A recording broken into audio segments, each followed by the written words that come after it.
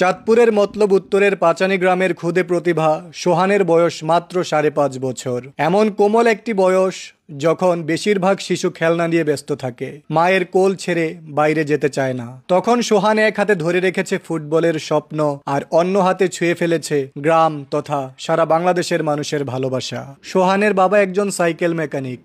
বাবার হাত ধরেই সোহান আজ ফুটবলের জাদুতে পরিণত হয়েছে। বাবা নিজে দাঁড়িয়ে থেকে ছেলেকে শিখিয়ে দেন কিভাবে বল চালাতে হয়, কিভাবে লক্ষ্য ঠিক রাখতে হয়।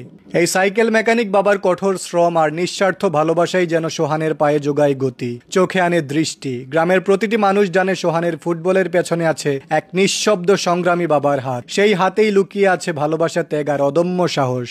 দেশের বিভিন্ন অনলাইন সংবাদ মাধ্যম, ক্রীড়াভিত্তিক পেজ, এমনকি টেলিভিশনও তুলে ধরতে শুরু করে এই খুদে বিস্ময়ের গল্প।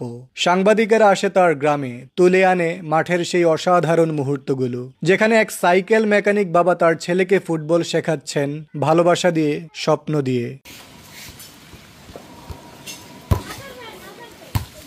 সোহানের রেইনবো ক্লিক বিস্মিত করেছে সবাইকে। বলটিকে নিজের দুই পায়ের মাঝখানে এনে পেছন থেকে ঘুরিয়ে প্রতিপক্ষের মাথার উপর দিয়ে পাঠানো হয়। দর্শনীয় ও দুরূহ এক জাদু।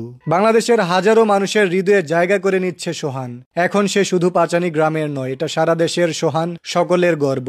সোহানের এই উত্থান প্রমাণ করে প্রতিভা কখনো গোপন থাকে না। তোমার স্বপ্ন কি? বড় হয়ে কি হতে চাও? তোমার আইডল কে?